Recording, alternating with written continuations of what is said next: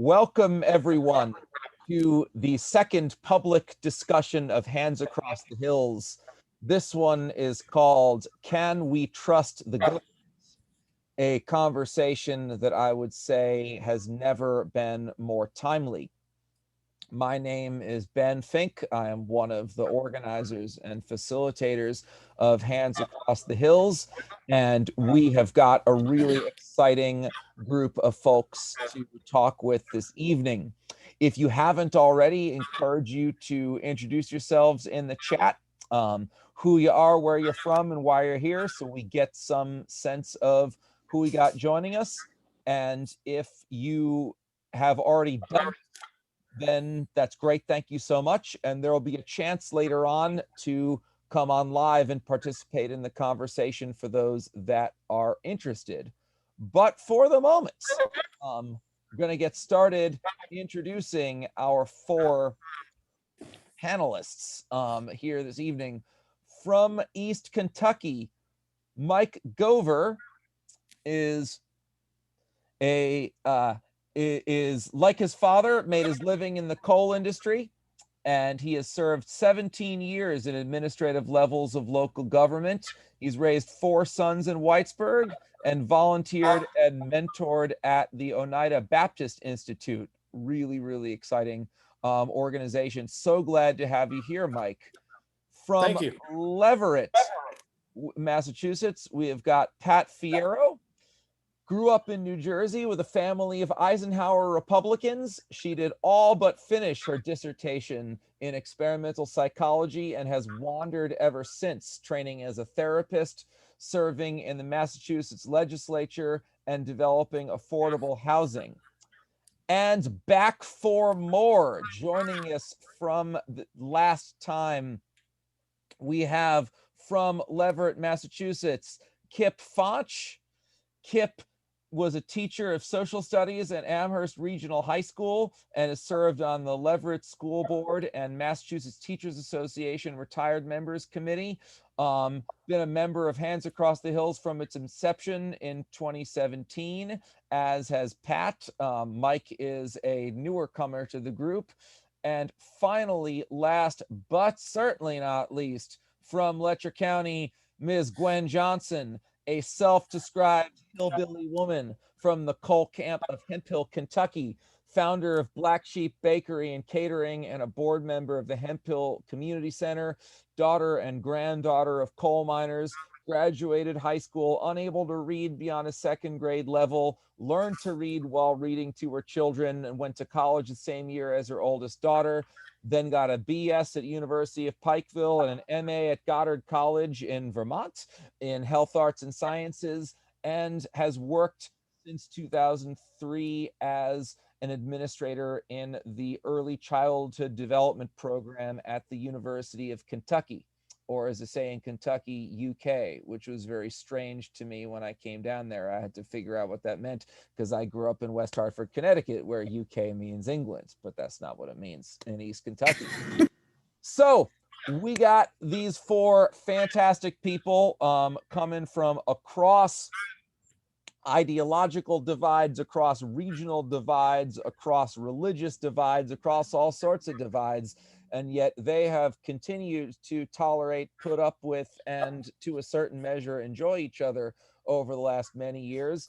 And that's basically what we're here to figure out, is we're here to figure out how we can deeply understand each other, how we can deeply understand where each other's coming from, our stories, our backgrounds, and how that leads to opinions and perspectives that can seem incomprehensible to us. How the heck can those people believe those things, and in ways that can often seem harmful to us? But how can we understand each other and work together, not to resolve those differences and sing kumbaya and everybody think the same, but to actually deeply understand, appreciate, and love each other, even in the tensions we have working together. So with that, I want to get started, and want to start in the best way that these things always start, which is in stories, in understanding people's experiences and the way they come to think and believe the way they do. So I'm going to ask each of our four panelists in turn, starting with Mike, then going to Pat, then going to Kip, then going to Gwen. The same question, which is, can you tell us a short story, a couple minutes or so, about a moment in your life when you had an interaction with government in whatever way that has continued to shape the way you understand and interact with and trust or don't trust government to this day? You ready? Mike, we're ready. Okay. Well, I guess I'm thinking about how trust in government, and I realized coming up here that we got to understand, which government we're talking about, and we also got to understand what are we trusting them to do. So I feel like, I'm very distrustful of high-level government and distrustful of. I guess I'm really trustful of them, but I believe they have pretty nefarious things in mind for us. So I trust that they will carry those out. So, but just as a short story for my personal thing, I've always kind of understood that government happens at a local level a lot more effectively than it does, or it needs to start at local level anyway. So I've been active in school board and, site-based council in Kentucky as we ran a brand new experiment on my children the very first year that my youngest son came into school was the first year of CARA, which was a brand new experiment on. We screwed it up the first time. Now we're going to try this brand new idea on your kid, and we won't know whether it worked again until he gets 20, out of high school. But anyway, I was working. Well, I had a really good friend, and actually at the time, my brother-in-law, who was a very grassroots. We were all just tired of the way local politics were going. So he was a coal miner, a down-to-earth guy. So he ran for county judge executive, which for the New England people or people that are not from Kentucky is essentially your county administrator. So he spent about $5,000 to get elected against his opponent's 150 or 200,000. I don't know what. So anyway, he wound up getting elected. So we're down at the courthouse, listening to all the returns and realizing he gets voted in. And so we're driving out Sand Lake, which is a little local road here back basically towards home, and together. And I said, okay, now what are we going to do? Because suddenly we went from trying to be active in local politics to here it is. It's in your lap now. It's your baby. Now do it. And I can tell you from this experience, it's much easier to speculate on what needs to happen than it is to do something when it's your job to do it in government, from probably from the bottom to the top. But I guess relatively, I hope this is short enough, but I trust government more and more as we get closer to local and less as we get further away from local. And I very highly distrust it at the high levels of what I consider are being done right now and are attempting to be done. I'm highly distrustful of that, but I'm generally trustful of it in the sense that you can trust. It's only as trustworthy as the local people or the individuals that are involved in it. So you can at least know on a local level, I can go meet every single body in my local government and I can discern whether I can trust them or not on a personal level. And then I can discern whether I can trust them governing based on that. And I get more and less so as it gets higher, because I have no access to some of the people that supposedly represent me. I can't call them up or go see them and talk to them and have lunch with them and say, hey man, what's going on? What are you doing here? So more trusting at local level, less and less as it gets further away. Thanks, Mike. Pat? So I have two. One of them is real quick. I was born just before the beginning of the Second World War. And we lived out in the country, and my folks were air raid wardens. So I remember the seriousness with which they took their job. When the whistle was sounded, down went all the curtains. They got dressed up, you know, in a overcoat and a hat, and off they went to make sure everybody had put out their lights or put down their drapes so lights couldn't be seen. And, you know, I was a tiny little kid, so I really was impressed by that involvement.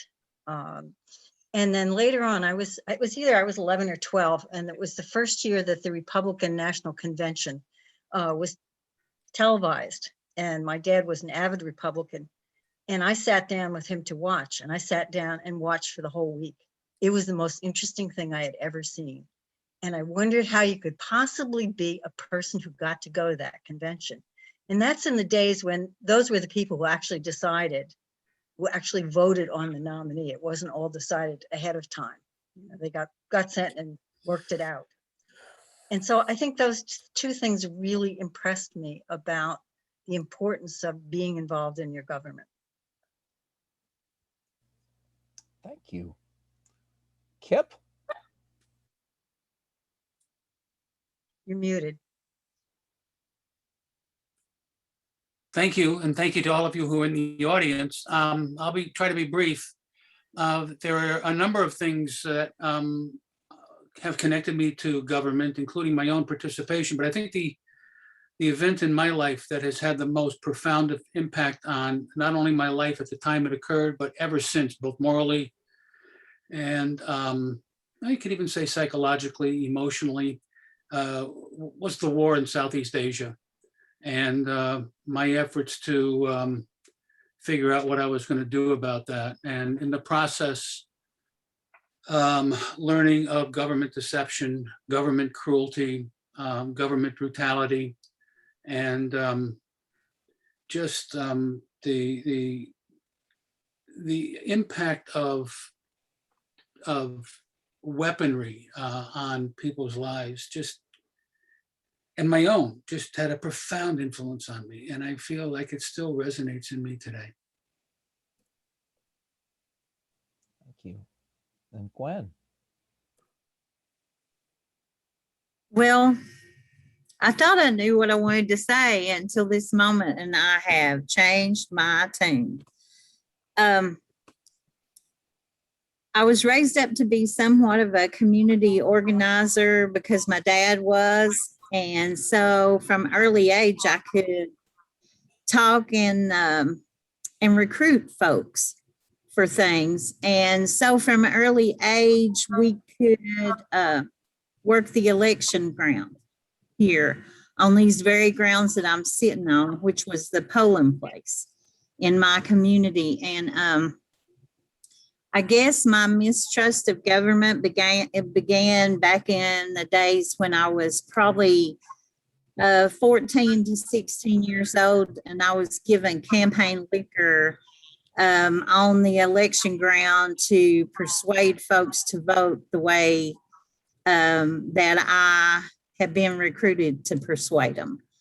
And so having seen that at an early age, it kind of colored the way I see government, because the incumbents were sometimes, sometimes I didn't work for the incumbent in the election, but sometimes I did.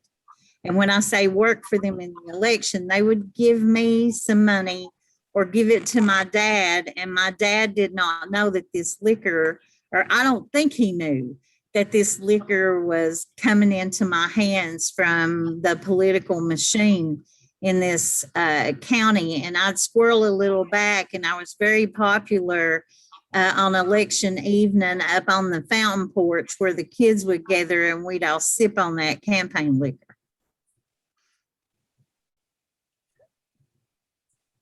So for the naive Yankees in the crowd, such as myself, Gwen, just so that we're clear, you were given liquor to give to people to help persuade them to vote the right way. Is that right? Yeah, it was half pints of cheap liquor. Got it. Pat, am I right in saying in your experience in government, this is not something you've experienced? What, half pints of liquor? Used in that manner? No, but I've certainly heard tales. I mean, there are all the stories that come out of New York City. about the way elections were bought and sold. But my personal experience, no. Got it. So one of the things that continues to fascinate in this 3+ year experiment of Hands Across the Hills, having, it came together talking about, one community that voted overwhelmingly for Donald Trump and one community that voted overwhelmingly for Hillary Clinton, and all the differences that comes from that. But one of the things that continues to be fascinating is that we discover continuities across the community and differences within ourselves. So Gwen and Mike, what I heard, but I'm curious you to respond to this, is Mike saying, government's most trustworthy the closest to local it gets. And Gwen saying government at the local level might not be trustworthy at all. So I guess I'd ask you first, Gwen, and then Mike to respond. Would you agree, given your experiences, that government is more trustworthy locally than not? Or yeah, what would you, from your perspective, your experiences, what would you say to that? Well, there's an old adage about holding somebody's feet to the fire. Mm-hmm. And so I think at the local level, you have a little more of that holding their feet to the fire leverage than you do as you go on up the chain toward Washington, D.C. Mm-hmm. But yet, I mean, about the only thing you can do is work against them in the next election if they don't do what you want them to. I once worked for a school board member in election, and my brother got killed in the coal mines, and he helped my mom get a job at the local school after my brother was killed in the mines, because she was just in such grief that she was having a really hard time, and the community knew it, and they kind of rallied around her trying to help her to find some employment that they thought would distract her from her grief, I guess. And the following election, he came and said, well, you're going to work for me, aren't you? And I said, no. And he said, well, I helped your mom get a job. And I said, we didn't elect you to help our mom get a job. We elected you to try to better the schools, because he was on the school board. And so he was defeated in the next election. So that's kind of what I mean by holding their feet to the fire. You kind of have a little leverage that way on a local level that you really don't have as it goes up the chain that much. It's my thoughts. Mike, does that resonate with the way you look at stuff too? Yeah, I think so. I mean, I generally, even with the vote buying and all that, I generally still say it's more trustworthy at a local, or trustworthy at a local level. And it's a lot easier to discern the trustworthiness of an individual, because if I know that a guy's paid Gwen as a teenager to go out and buy votes, then I know that guy's probably not the highest level of ethics that I would like to have. So I'll know inherently, on a local level. So yeah, I think even knowing all that, and I do understand that and realize that. Also, though, my personal experience, I watched the guy who was a grassroots guy beat the crony politics flat out on its, in its face, because there was enough people in the county that were tired of the old way. And just like I said in my little essay, I've felt for a really long time that we're really, really divided, very, right down the middle kind of. So it's a very close margin, no matter which way you go. Kind of depends on how many people come out to vote, whether it goes one way or the other, and, lots of different variables. But yeah, for the most part, I still trust local more than I trust state, and then state more than I trust national, just because I even can go talk to my state representative. I do actually know them, and I've got access to 2 or 3 of those. probably maybe could even go talk to the governor if I really wanted to, which I probably couldn't have talked to the president, no matter whether he's Trump or Biden or Obama or, anybody, so Right. I think the further I get away, I feel like there's more control and more influence and at least more discernment about who you got and what you can trust them to do. So quick note for the audience, if you have got questions and stuff that you want Mike and Gwen and Pat and Kip to consider, feel free to drop them in the chat, and we'll be monitoring that. And then in a little while, we'll also have a chance to ask some things live. But don't be shy about getting those in the chat, and we'll incorporate that into the conversation. Kip, I wanted to come back to you. Because you said really powerfully that your experiences and understanding of government, you trace it back to your experience of watching the war in Southeast Asia. And I would say, as someone who myself am fairly supportive of a strong, powerful federal government, I think Mike and I probably disagree about that. To me, that's an absolute example of how a strong, powerful national government really just deeply screwed up. And so I guess what I'd ask you, Kip, is given that story, what leads you to keep voting for Democrats who want that stronger federal government? Or is that not the right way to look at it? Well, I've done a lot of thinking about this question since we decided to do this discussion, and I've come to the conclusion. I guess my perspective is as follows: government, whether it's on the local, state, or federal level, and just parenthetically, I'll say that the late Tip O'Neill remarked that all politics is local. So he might have been sitting right next to Mike and agreeing with him. But I see government as the rules maker. They make the rules, they map out what you're going to be able to do and what you're not going to be able to do. The people that really call the shots, and I think they call the shots in government, are the people who control capital. And I think Gwen's story of the liquor is a local example of the same kind of thing. We have money in politics, which it's not liquor, but it's money. And it corrupts all politicians, I think. And if we don't get rid of it, our government is going to be in even deeper trouble than it already is. But my point is that I think we need to separate government's function, which is to make the rules, provide the guidelines for individual and collective behavior.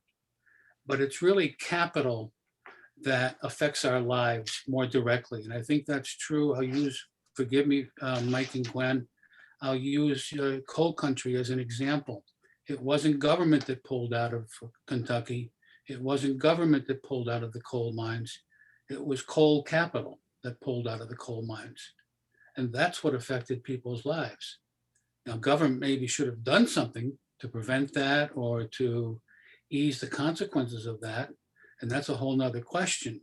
But I think we're really in the grip of big money, capital, and we have to, we can't wait every 4 years to fight that battle, because capital will determine who sits in the White House. Now we have a Democrat, and so his views and fellow Democrats' views of things are slightly different, but they're still supporters of capital.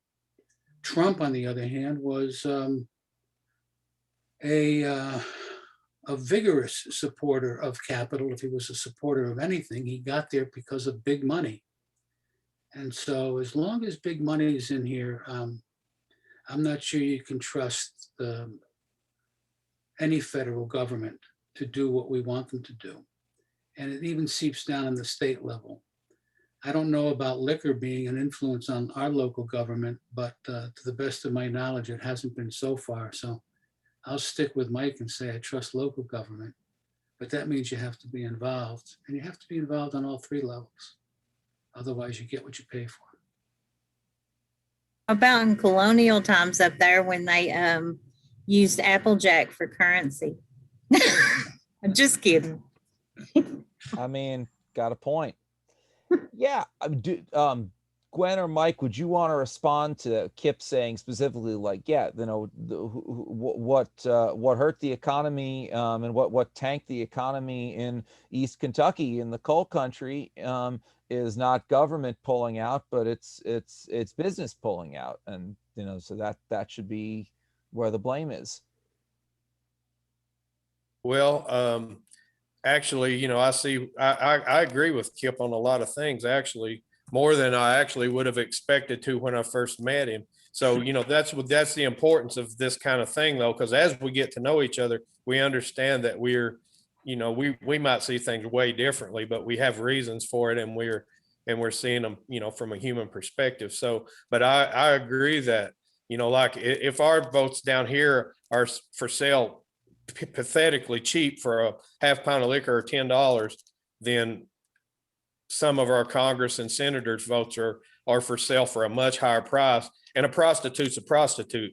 You know, like the joke is we're just negotiating on the price now. So, you know, we're still doing the same thing. But one thing I agree with Kip on a lot is I think me and him probably don't really completely consider who we're talking about. But to me, the people who are creating the money are the problem. And that means, in my mind, if we're slaves to the Federal Reserve, the International Monetary Fund, and the family who owns them, and they're not a federal, they're an actual corporation. I've been studying money for a really long time, and I think I understand it barely, you know, so I don't think everything I believe I understand is not correct. And I'm actually to the point right now in my life at 62 of questioning practically everything I believe. But if you want to get to the real root, as long as we're arguing about Democrat, Republican, abortion, whatever we're arguing about,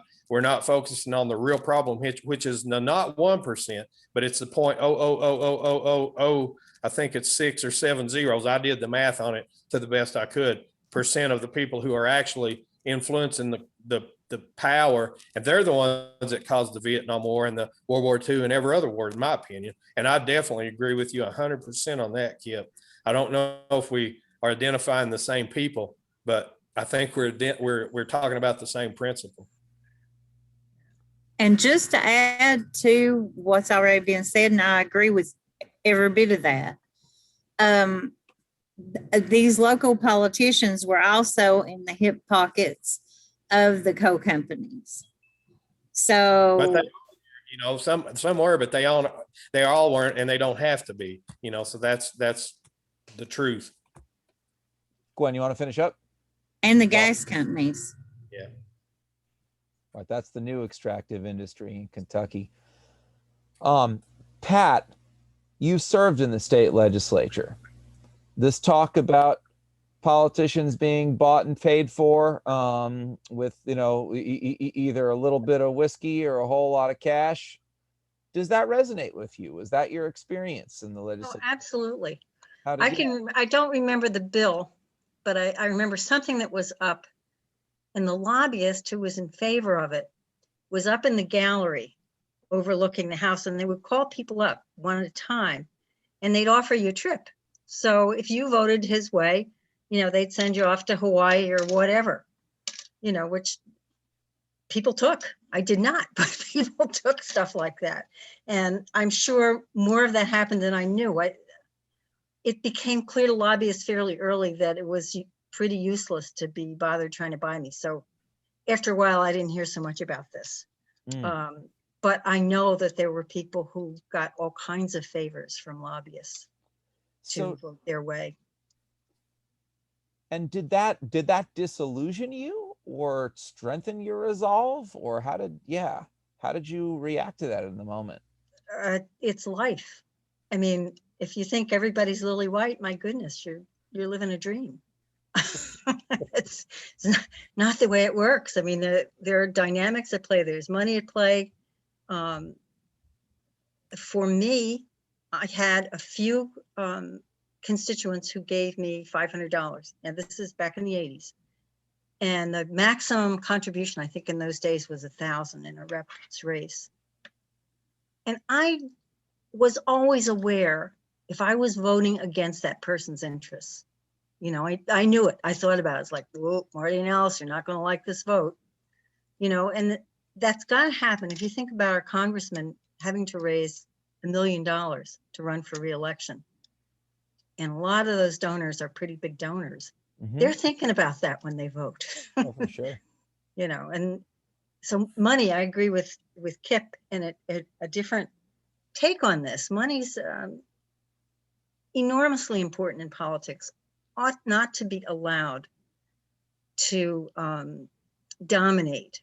You know, there ought to be public funding of campaigns. There ought to be limits to the amount of press. You know, everybody gets a certain amount of free press, and that's that. You can't just keep buying, because that then makes people, our elected officials, terribly beholden to the people with the most money. I mean, we see that when Mike talks about capital or you know, Kip does. We are seeing that all the time, and that's something that could be remedied, but you've got an enormous lobby that's going to lobby against it with a lot of money. And you got to have, right, that's a law, right? Government would have to say, we're going to pass this law. We're going to cap the spending. We're going to say you can't take this money. And that's the only way that I've ever seen money getting out of politics, you know, both in the United States and abroad. Mike, is that something you'd support? Well, I mean, it seems, yeah, to some level, but how do you get the people who are taking the money that are in the power to make the laws to change the law that they can't take the money? People power. Yeah, I know. No, seriously. No, I mean, know. it means we all have to really pay attention and be involved. That's right. And we can't just say this is somebody else's job. Right. Because we know who's in charge when it's somebody else's job. So let's talk about some of the stuff government does. Erica had the question, which I'm not going to pose to you, Mike, at the moment, but I think it kind of speaks to where I want to go, which is, are there things that the federal government has done in your lifetime that you feel positive about? Keep that question in mind, because this is what I want to think about. I think what's interesting, thinking about government in this way, there doesn't seem like a whole lot of difference between Letcher County and Leverett, and how we're thinking. Like there's a pretty solid sense of like, this is how things go. Maybe some differences a little bit in, you know, who's causing what and what to do with it.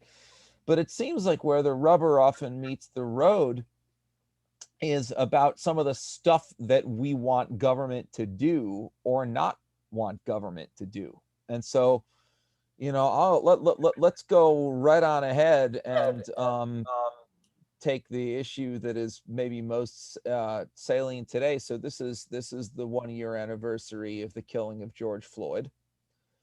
That has brought on a huge conversation about the role of governments that goes in at least two directions.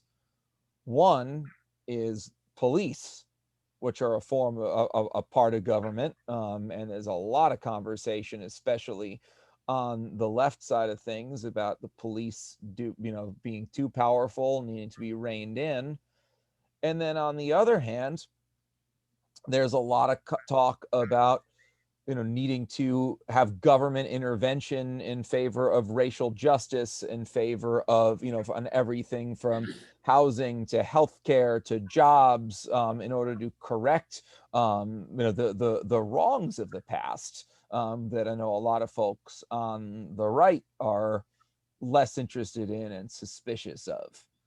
And so I'd put that to anybody that actually that wants to take it, in terms of the government's role in both keeping people safe, and reducing inequality and sort of making up for, and dealing with the wrongs that the black folks and other people of color, and people who have experienced oppression, exploitation, exclusion. What is the role of government in all of that? What is it, or what should it be? Let's say, what should it be? Well, as a good liberal, I think government should have a big role in things like that. I Say think more. that, well, I think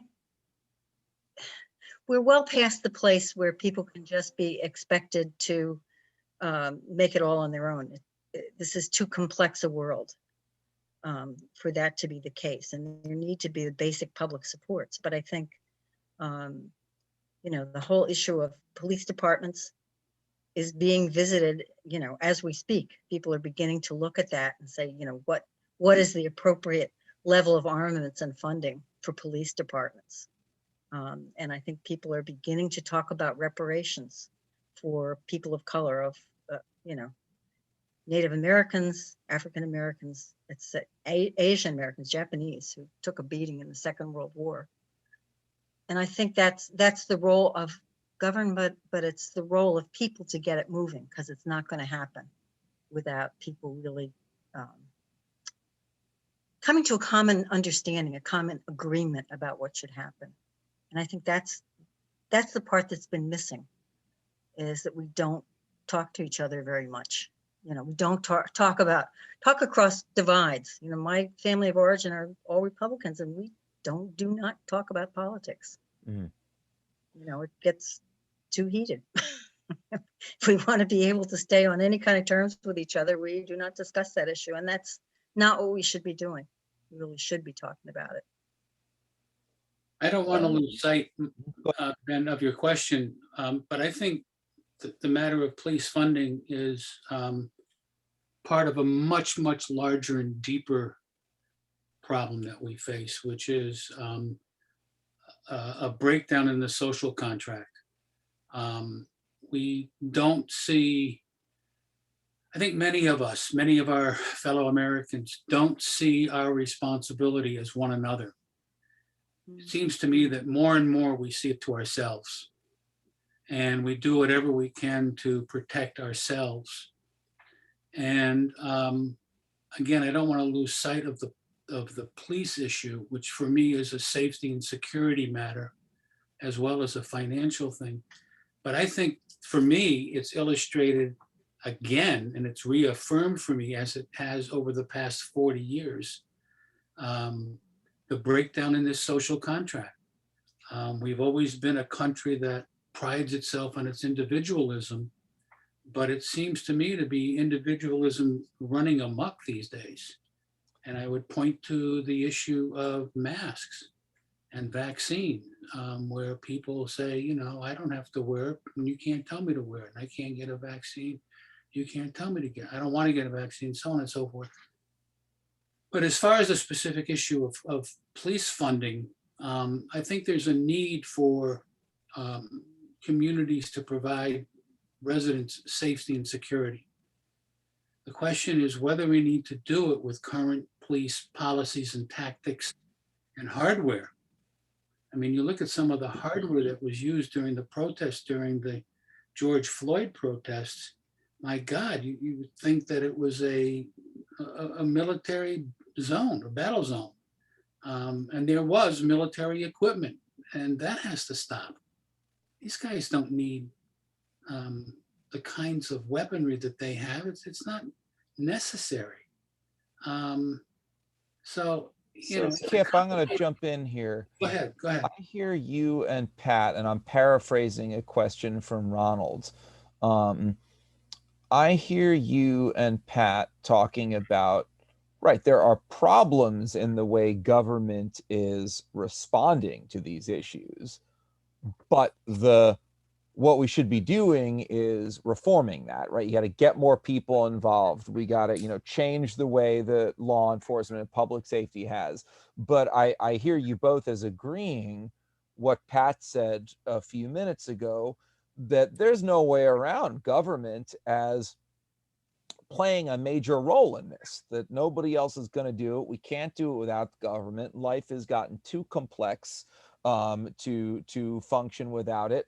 That social contract you're talking about, the government has got to be part of our expression of the ways that we relate to each other and take care of each other. Am I right in saying, Pat and Kip, that that's basically where you're at? Mhm. Yeah. So Gwen and Mike, I want to throw that then to you.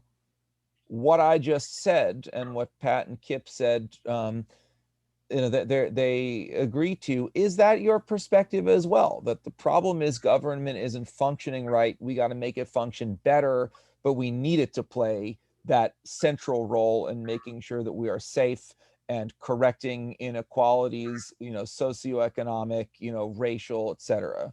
Or do you have a different perspective on it? I kind of agree with some of that stuff, but I kind of find it interesting that three of you guys up there agree.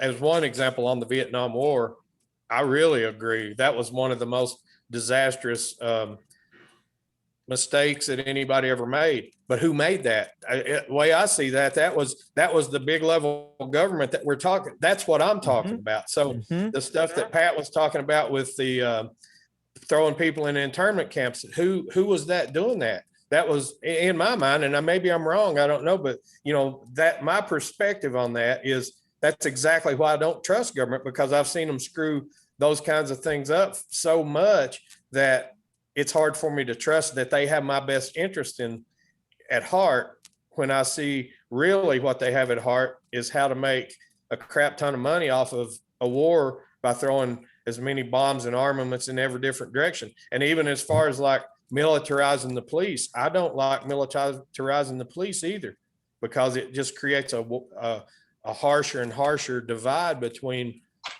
whatever you would call it, the public and the people who are supposed to be protecting the public. But Gwen, actually, I want to hold off for you for a second, because I'd love to give Pat and Kip a chance to respond directly to what Mike said, because I think what he said makes a lot of sense.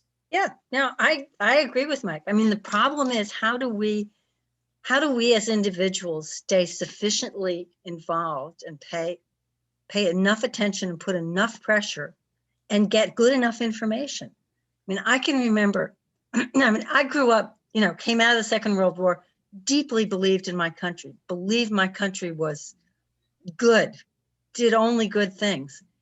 And I had trouble opposing the Vietnam War, because I kept thinking, well, my country wouldn't do the wrong thing, so there must be something they're not telling us. So it's getting past that and being able to get good information and find out what's true, find out what's actually going on and not what's being said in either the New York Times or the Kentucky Herald, whatever it is. But it hasn't shaken your basic faith that government's got to be the way forward. All those things that Mike is. I don't know of another way. If I knew of another way, I'd be for it. But I don't know of another way. You're going to go back to having a theocracy? I'm not interested in that. Gwen, where are you at? Well, in terms of the murder of George Floyd, there were some there were some high school students from Louisville that uncovered that in the training materials for the Kentucky State Police, there were quotes from Adolf Hitler. And so I think white supremacy has reigned through the ranks of those being trained to protect us. And I just think something has to be done about that. That has to, and that is, who's going to do that but government? Who put that in place, in my way of thinking, was government, or those who were in power. And so, and around here, the local police force, the county police force, I don't know, Mike, you might know how much training those guys go through, but it's not a whole hell of a lot. Because they're on the street. Do you know? I'm not sure. They have to go to the same KSP training as the state police, but I'm not sure if it's as extensive or as long. But I don't know. I don't think it's any more than 6 weeks. Yeah, I really don't know for sure. I don't know. I disagree. I disagree personally that we're highly white supremacist and racist as a nation. That's one area that I know that we differ fairly broadly on, but I grew up in the 60s, as Pat and Kip did too. Well, you did too, for that matter. I know you're younger than me, but Not much. Anyway, I remember some of the stuff that was going on back then, and I see, election of a black president, all kinds of different black police officers and different things like that. So I feel like my children's generation, maybe I'm isolated. I will admit that it's possible that I am, but I don't feel like my children's generation is racist at all, not even a little bit. And I think that we can keep that stirred up a lot more than it really has to be for another generation or two if we want to. But, I'm torn between, I don't know how you want to have law enforcement to protect us, but then defund them and I don't know,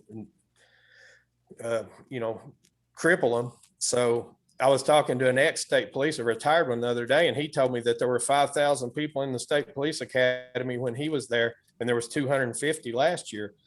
To me, that's a bad trend, because it seems to me that we're going in a really wrong direction, that we're going to have fewer and fewer people that are ethical and competent, that desire to be police, because they feel like they're in a no-win situation, and it's going to leave more and more room for bad people. So that's kind of my take on that. And then in terms of, if I may go on, Ben. Go ahead. Okay. And in terms of the Vietnam War, statistics show that more people were drafted from Appalachia than any other place in the country. And so the same government that took big money for that threw us under the bus, because, there's just so many reasons for my distrust of them. And minorities too. Yes. And, we had the vaccine conversation, and I don't know how many on this Zoom, were privy to that information, probably a lot of you. And those dual articles in the newspapers and that sort of thing. And there's just so many reasons that our experience in Appalachia kind of lines right up with the experience of the minorities. So we got all kinds of reasons. Please? In what sense? You said your experience at Appalachia lines up with the experience of minority groups. Because of the exploitation of poor people, the exploitation of uneducated people, the exploitation of people who are already at a disadvantage. I think that's why I was given campaign liquor at an early age, was because I was from a community where we were seen about like other minority communities are seen. So what? Give this kid this liquor. Don't even let her daddy know. Just load her up and let her be the queen pin of the election ground. It's craziness. Yeah, that didn't happen to me growing up in West Hartford, Connecticut. That's true. No, I hear you, Gwen. Sorry. I was gonna bring on somebody new to ask. If you got something, go for it, Kip. No, I was just going to say that I think an example of what Mike said at the very outset is really applicable here, because I agree 100% with Mike. Vietnam was wrong. Japanese internment was wrong. Iraq was incredibly wrong. We can go back to Native American genocide. Slavery was wrong. There are just so many things to identify in American history where government has played a role in doing things that we should be admitting to, and we don't. But be that as it may, I think the rub comes when I look at some things that have been done by government, such as Medicare, such as Social Security, the Affordable Care Act. All of these are, in my opinion, halfway measures, but they were starting to move in the right direction, and they were moved by government. And I think that underscores the point that government is, I may have been mistaken before in saying that it was the rules maker. It's also the battleground for debate and discussion about what is decided, what will be the rules that will be decided on, what will be the concepts that will be decided on and fulfilled. And that's where the money comes in again. I look at this Congress today, and you've got a divided Congress. I mean, the Senate, 50-50. And I hate to say it, Mike and Gwen, but your guy, Mitch, is, pretending to be president. He thinks he's God, and he's screwing up the whole works. Mitch ain't my guy. Well, he's somebody's guy. He keeps getting in there. Come on. He's Max. But Sure. I think that's the thing. It's battleground. It goes back to what Pat said before, that this is going to continue if none of us are individually and collectively vigilant. We have to be involved. Otherwise, these guys are going to get away with what they get away with, and we'll have no one to blame but ourselves. Absolutely. All right, I want to bring in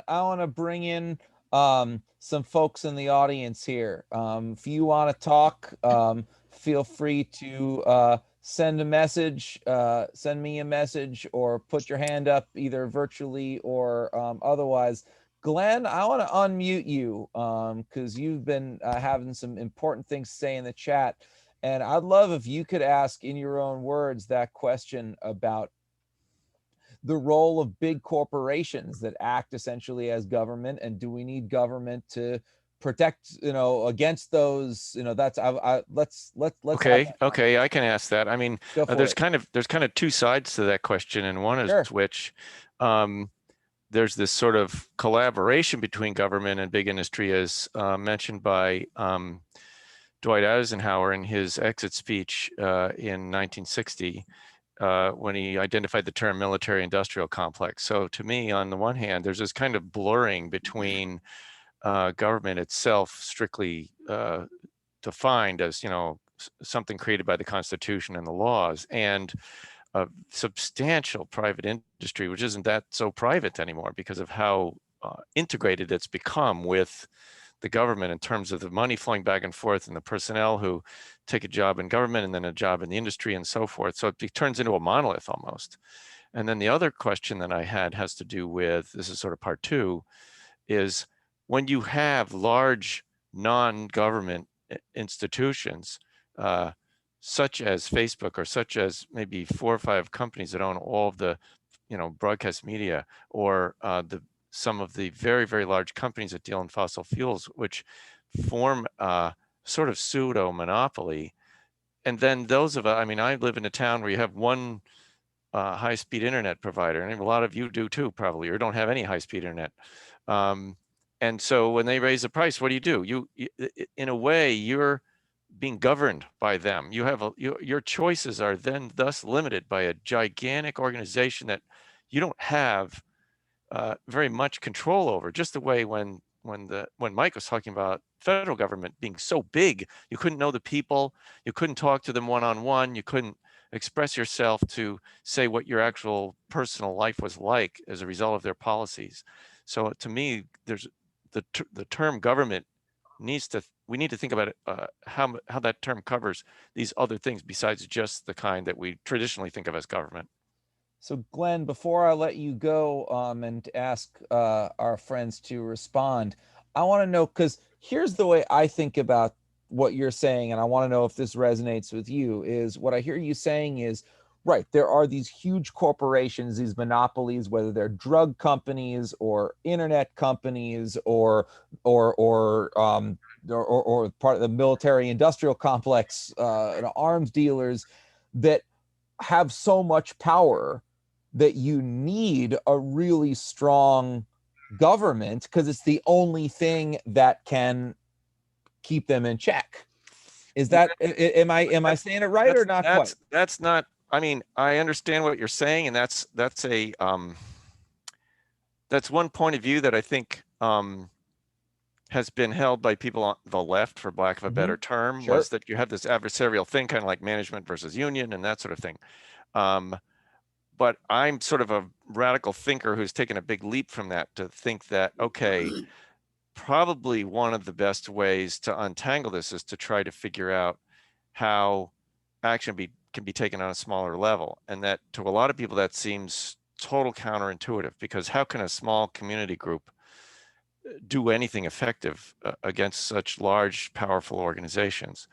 But I think in the long run, that is where the future comes from. You have to remember that, in the business world, for an example, Apple Computer in the 1970s, a few decades ago, was a couple guys in a garage. And IBM was the company that was, the powerful big Goliath, if you will, that eventually ended up being second fiddle to Apple, which is now much bigger.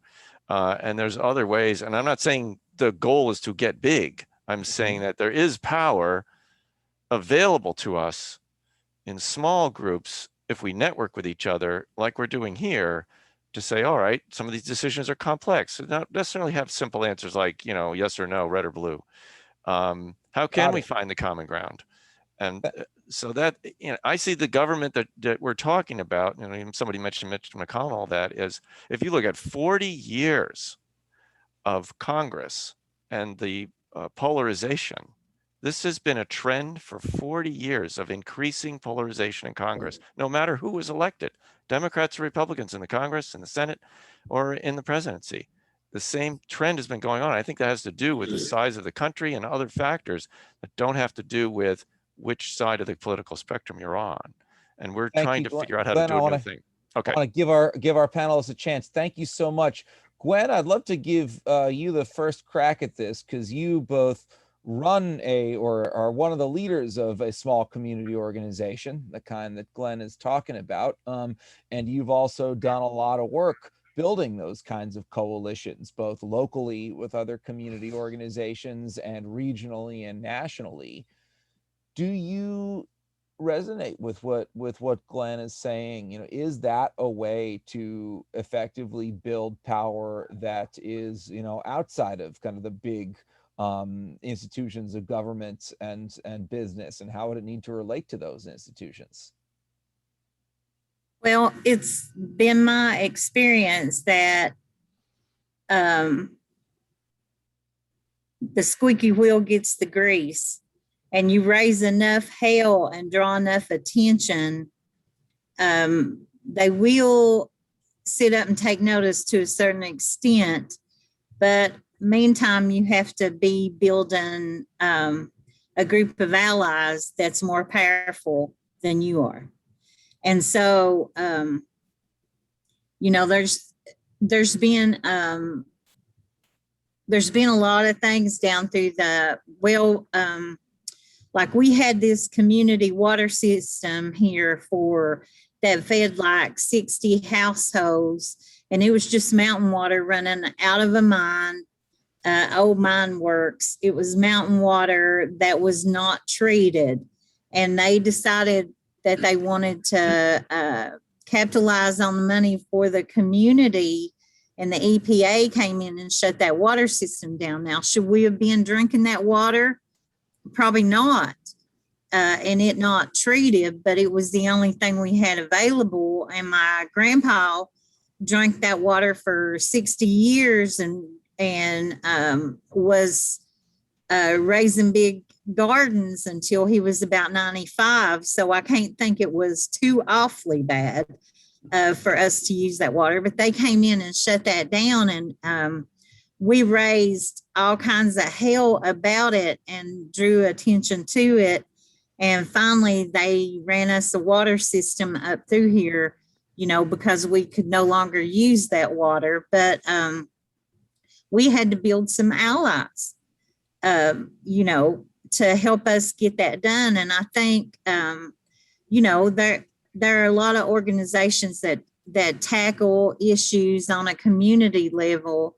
And certainly our community here, there was a coal company that came in, the latest thing that happened to us, there was a coal company came in and started mountaintop removing right up above us here and blasting and shaking the very foundations. They cracked this old building that had never had a crack in it in all these years since it was built in 1944, and you know, crumbled a lot of people's foundations of their houses and rained down dust so you couldn't even see here for a while. And so we called a community meeting and met with the coal company. Now the coal company pulled out all the stops because when our friends and neighbors who work for them came in and said, we're not going to have jobs if they shut down these operations, we started trying to find other solutions to the dust, to the blasting, to, you know, because some of that stuff was not even to regulation here. And then they just ran in and got what coal they wanted here from the tops of the mountains and kind of folded up and left. And that was the latest thing that happened. But meantime, you know, we were able to build some allies that helped us with the coal company, and kind of here's that adage again, kind of helped us hold their feet to the fire for the rest of the time they were here. So you're holding government's feet to the fire, you're holding the company's feet to the fire. It's kind of the same thing. Kind of with whatever leverage you can take. But the one thing is you cannot sit silently, and I cannot tackle them by myself. So you have to organize. Yep. You know, Florence Reese even said that, and which side are you on? Poor people don't stand a chance unless they organize. Amen. Pat, that resonate with you? Absolutely. One of the things I've been encouraged about is the networking that nonprofits are doing. I spent probably about 10 years being actively involved with Move On when they had a council system, which they gave up as kind of a money loser. And what they've done since then is network with a lot of other liberal nonprofit groups to be, I think, much more effective than they were when they were on their own. And I'm seeing it happen more and more among groups. It's like when you see the, you know, the whites of their eyes. It's crazy. Don't fire, right? So Gail, I'd love to bring you on if I could. I'm gonna unmute you here. We got another fan of Florence Reese here, who likes that poor people don't have a chance to organize. And so you were talking about the federal government building energy plants. Please tell us more what you're thinking, what needs to happen. Love to get people's perspective on it. Well, as I lived right in between West Virginia, and Pennsylvania in Maryland, I know that coal is so important. And I think what we need to do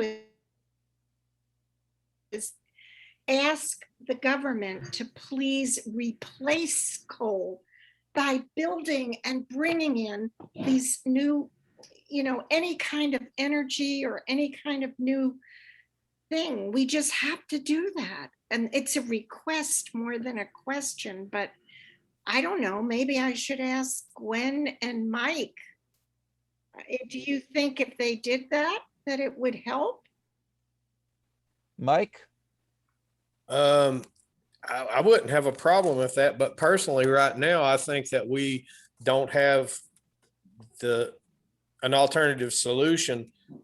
And again, we do everything we do, or a lot of things we do is for the convenience of man. So we weigh things out. You know, we decide whether we're willing to cut a mountain in two, so we'll have a nice interstate to go through it. And that's all for the convenience of men. And we do mountaintop removal and underground mining and stuff like that for the same reasons. So I do agree it would be nice that we could replace burning stuff with something else, but I don't really see, and I think we will someday. I actually think Nikola Tesla probably had it figured out in the 1800s, and some of the people that Kip and I probably both neither one liked very well shut him down. That's my opinion. I have no idea whether that's true or not, but I do think that. So, yeah, I think it'd be nice to, but I don't think we have the technology and the infrastructure, I guess you might say, in place right now to do it. So it would need to be done gradually, much more gradually than what it is right now. Otherwise, I think we're going to have ridiculously high energy bills, or we're going to have less consumption. And some people think that might be okay. And maybe it is. I don't really know. Well, let me follow up on that a little bit, because I know that for many people in East Kentucky, I know that for a fact about Gwen, because we've talked about it, you know, one of the things that like sealed the deal, I am not voting for Hillary Clinton, I am voting for Donald Trump, is when Hillary Clinton, in not one of her greatest moments, came to Southern West Virginia and said, we're going to put a lot of coal miners and coal companies out of business. Right, Tim? Now, when I say this to a lot of my fellow Northeastern liberal types, what they will often say to me is, yeah, but Ben, these people in Kentucky, they didn't realize there was a context to that. You know, she said one stupid thing, but she was talking about all the programs, all the things she's going to bring, like kind of stuff that Gail is talking about. And my response to that is, yeah, but I think people in East Kentucky, and not just people in East Kentucky, people in all sorts of deindustrialized areas, because I work now in the Naugatuck Valley of Connecticut, which didn't used to have coal, it used to have brass, but same basic idea. There's a lot of Trump voters there too. They're sick of, oh, the government's going to come give us something. So I'm curious, yeah, how you all respond to that. Gwen? So I'm sitting in a building that has an array of solar panels on top of it. Oh, Sitting right smack in the middle of the coal fields. And we were afraid that we would piss the coal miners off, who had always helped us with things. And so I just went to one of the local watering holes, kind of like a spy sent out to sit by the board to see what the general feeling was going to be, and sat down with some of the retired coal miners and a few of the ones that were already working, and said, what do y'all think about us getting solar panels on top of our building? Because the electrical monopoly here was keeping this organization bankrupt. I mean, it was the number one draw on our finances, and the number one thing we had to fundraise for was the electric bill. And without fail, they all said, honey, you know, something like, the gravy trains pulled out of Eastern Kentucky, and we got to find another way. And if I can get those things on my house, I'm going to get them. And so we went ahead with that, and people have kind of been monitoring us ever since to see how they're benefiting us. And we've got the Coal Miners Monument right here on these grounds, and got these solar panels up here. So our our people are not closed-minded enough, but that they don't see the benefit of that when it can cut an electric bill at least a third to half of what it was beforehand. I mean, people applaud that and they're tickled to death that we got that in place. But as far as Hillary Clinton and what she said, I had every intention of voting for her, but I felt like she put my people, and I know that's cliche or whatever, but these are my people and this is my place. And I felt like she just kind of put us under attack. She should not, she should have had enough sense to say that differently in my way of thinking. But I think, there again, we've been disregarded. Am I right in saying that one thing that made more people receptive to that solar project was that it wasn't something that Hillary Clinton or somebody else in government told you to do? That it was an idea that came from the community, and then the community worked with, CDFI, worked with government business to do it, but it was generated by the community. Did that make a difference? I think, yeah, it totally made a difference. I've got a question / comment maybe about that. Go for it. So to me, that sounds like an almost 100% example of an individual, or at least a community group, addressing a problem almost 100% on their own. And I don't really know enough about this. So what was there a governmental role in that particular process about that happening? Or I know there was some finance. I mean, so how, to me, that's an example of how you do things. We do it on a local level, on a grassroots. I can answer that, Mike, because I was involved in that project, as Gwen knows. Government gave the regional CDFI, a lot of the Community Development Financial Institution, the money that they were able to use to finance it. So it was who's the government we're talking about in this particular case? Federal grants. I don't know the exact program, but it was not initiated by them. But yeah. Okay. But the organization that loaned us the money, they were willing to go out on a limb and lend to those of us who were not solid enough to borrow from a bank. Yep. Because they have philanthropic money as well as these federal grant dollars. I think I'm right on that. Am I not, Ben? Yep. Totally right. Yeah. I want to bring in one more question because we don't have too much time left. And Peg has been saying a bunch of good stuff here in the comments. Peg, you are live. What is on your mind? Okay, thanks. You can hear me? Yep. This is going back a few steps when Gwen was talking about Appalachia being disproportionately drafted. And we were saying that it tends to be all minorities, all poor people, all disadvantaged, less educated. Instead of focusing on trying to change that mindset of government, could we agree that one of our common goals is, in fact, to educate, to make there be fewer poor people, to work on that? I'm not sure we can fix the first one. I think that is how they think of them is if you haven't gone to college, well, you don't have kids, we'll just, figure you're expendable. Can we work on it from that other angle? Is that common ground that we can find? And this, I think, thank you, Peg. And I think this is particularly relevant right now.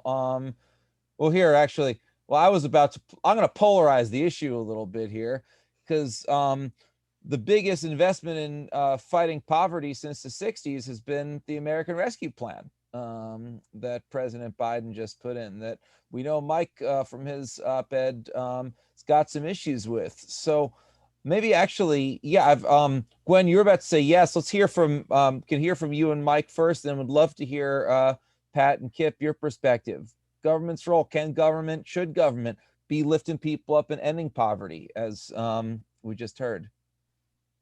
Well, I was just going to quote something I heard you say, Ben, that I loved, which was rising tide lifts all boats. You probably didn't say it that way, but that's how I heard it. Oh, good. Mike, what do you think? What, yeah. What's on your mind? Well, I definitely agree that we do have that common ground. It's definitely in all of our favor to, to have more education and to empower more people with knowledge and education and so forth. So yeah, I agree with that. I'm not sure I probably agree with exactly how we do that because, I've lived here since the 60s or so, or the 70s, so I consider, our war on poverty that Lyndon Johnson declared, or Bobby Kennedy, or whoever it was, we spent an awful lot of money warring poverty, and we don't seem to have gained very much ground.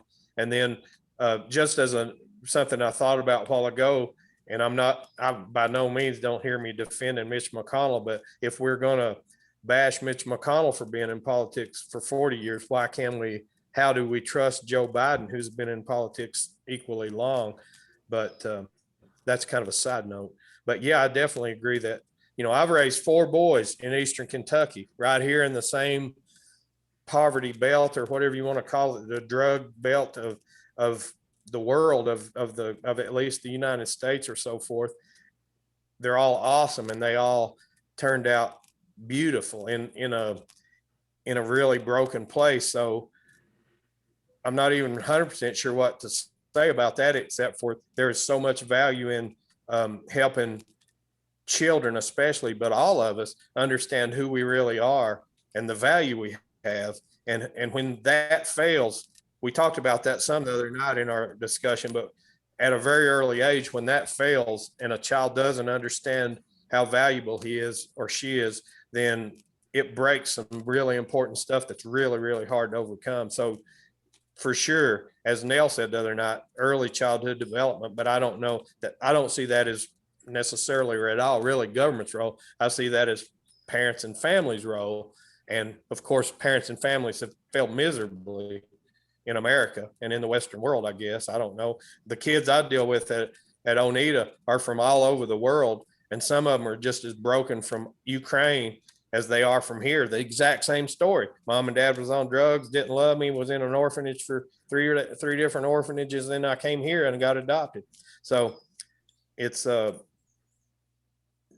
goes back to a deep root family thing, but I don't know I don't really consider that necessarily government's role, but I will admit that there may be a role of government in it.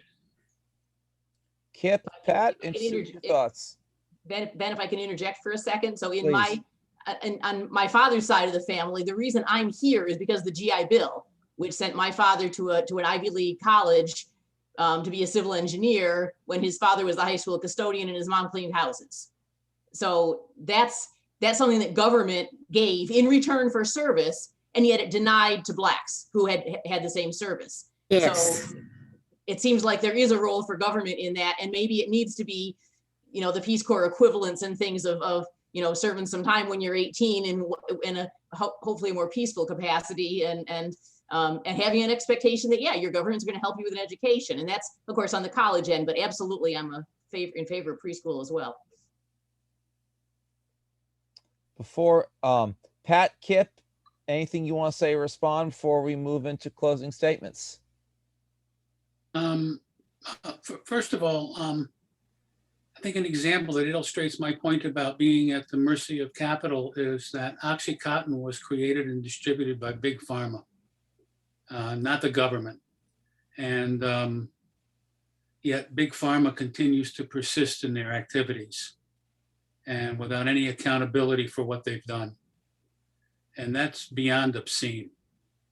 Secondly, the fact that, economists talk about relative and absolute poverty. I don't know if we'll ever eliminate relative poverty, but absolute poverty there's no excuse for that. The persistence of absolute poverty in the richest country in the world, where a guy like Bezos can accumulate, or Gates can accumulate billions of dollars and not live enough lives to spend it all. It's just obscene. And government, I'll go back to what I said at the outset. You know, people want government to do things, but they need resources. And the resources are at the mercy of people who resist higher taxes on corporations, higher taxes on billionaires, on the, what Mike pointed out, the point, what is it, 0.0000001%. People resist that. So where are the resources going to come for all these things? And where is the trust going to come? At one time during the 60s, I think there was with Johnson's poverty plans, there was a trust that if you gave money to communities, they would use it for their own purposes as they saw fit. And somehow or other, we've lost that. We don't trust people. I'm impressed that you got federal money to put up solar panels.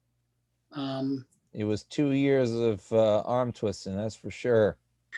Well, but you still got it. I mean, back then, I mean, first of all, there was tons of money, and Johnson did it in order to defend Vietnam. That's why he did it.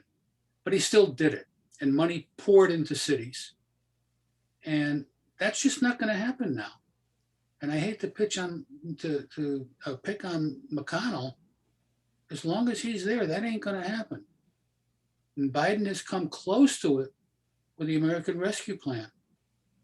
But it needs to be something even bigger than that. Think about the $15. We spend all kinds of time working on raising the minimum wage to $15 an hour, which if annual gross income is just a shade over the poverty level for a family of four. Right. Can you imagine?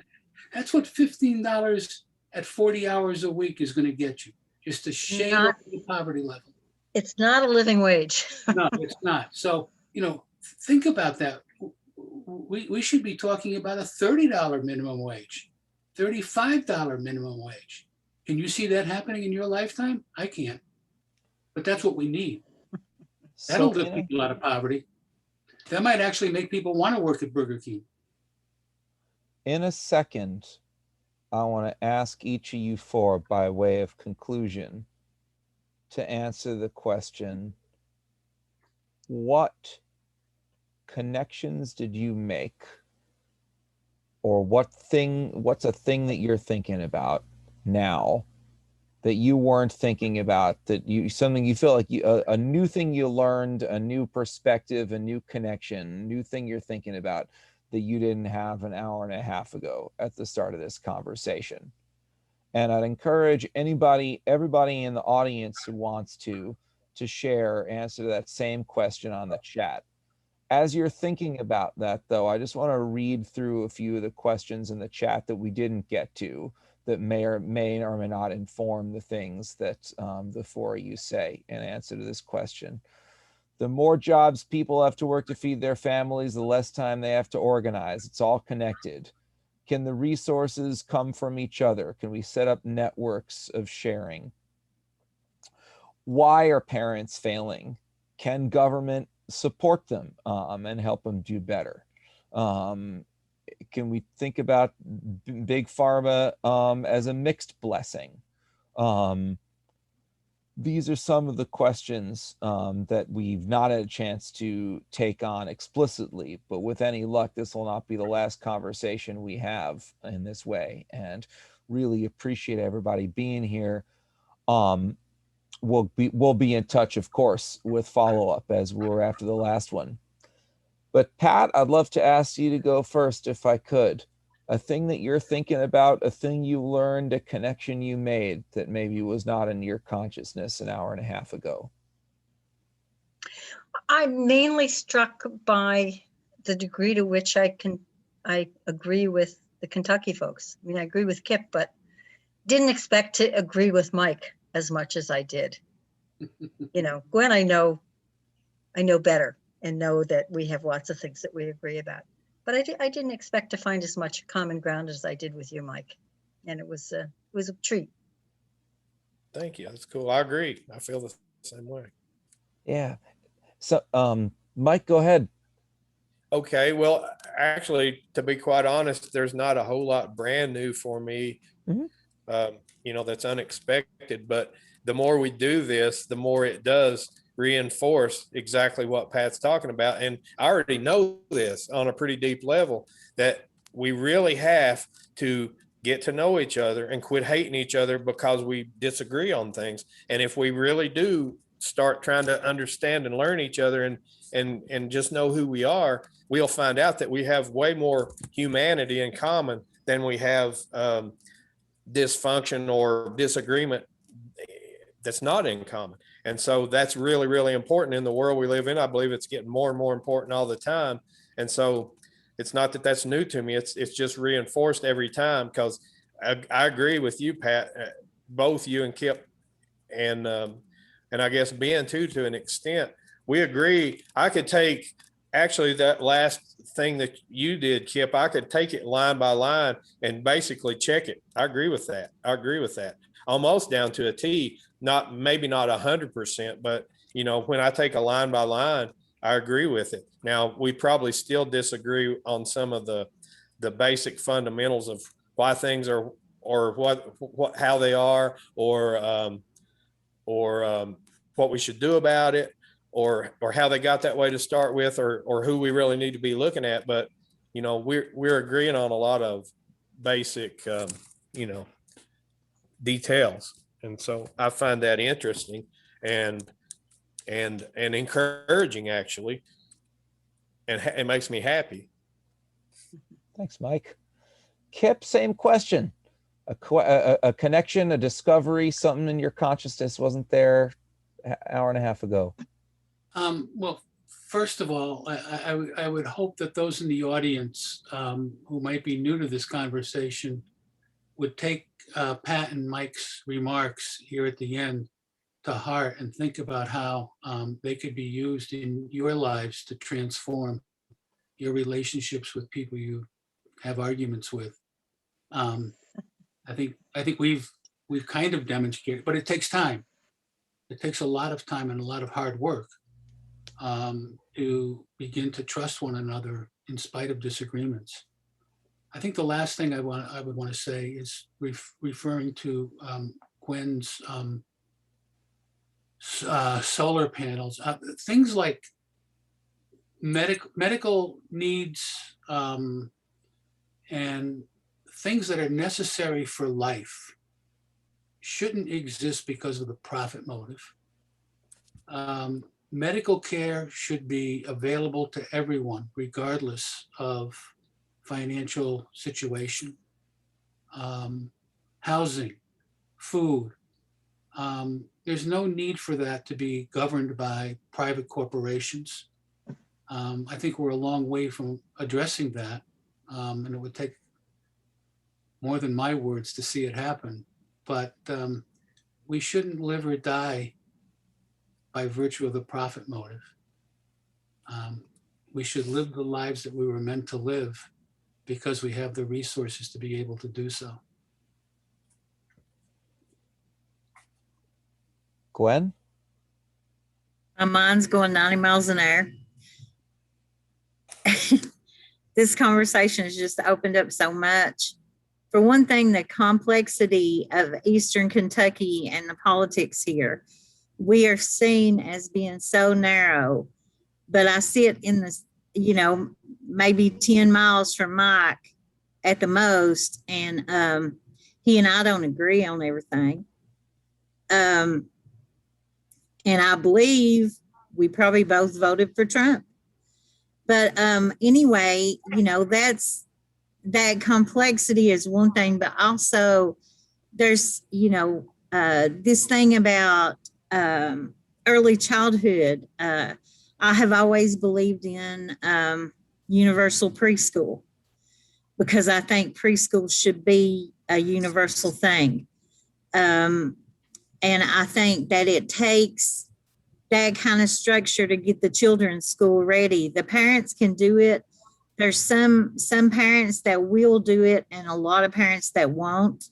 And I believe that if education is going to get us out of the boat we're in here in Eastern Kentucky, we desperately need the children to have universal preschool.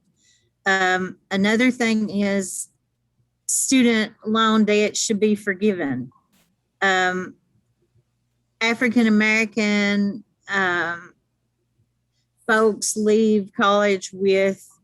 I maybe am the only white person that left college with as much student loan debt as the African Americans usually leave with, and it's because poor people go ahead and borrow everything that they can possibly get their hands on because they're trying to raise their standard of living even before they get out of school. And I did that.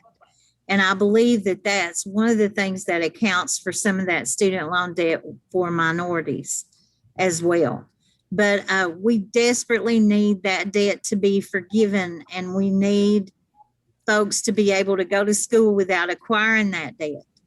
And so, you know, just all that, I know it's a lot right here at the end, but without these conversations, how would you all know what I just said? You know, if I'd had universal preschool, I wouldn't have been left high school reading at a second grade level. I would have had the foundation that it would have took. You know, I'm dyslexic is part of what that was. But now with technology and education being what it is, the teachers would not have been at a loss as to how to deal with me.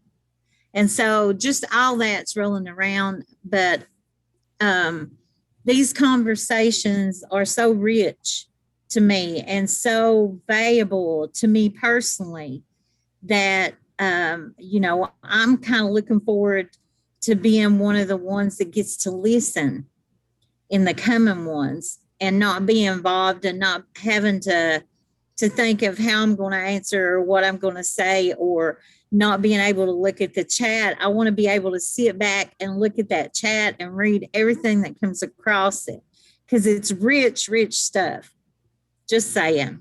Thank you all so much. Thank you, Gwen, and thank you, Kip, and thank you, Pat, and thank you, Mike, and thank you, everybody who came tonight. If you want to know more about the project this comes from, check out handsacrossthehills.org. I just put it in the chat. We have been working together for 4 years. We're going to be continuing to work together in a whole bunch of different ways. If you are not on our email list, please go to handsacrossthehills.org and get on that email list. One thing you're going to learn about soon is an opportunity this fall to be a part of a training that teaches you the skills to start a project like Hands Across the Hills in your own community and communities, as well as a whole lot of other stuff going on. Would love to stay in touch with you. If you are registered for this, you will be hearing from us again. This has been recorded. We will be able to distribute this and you can share it with other folks. Thank you all so much for coming out tonight, for spending your evening with us. Really, really appreciate it. And have a wonderful evening. Take good care and hope to see you again soon.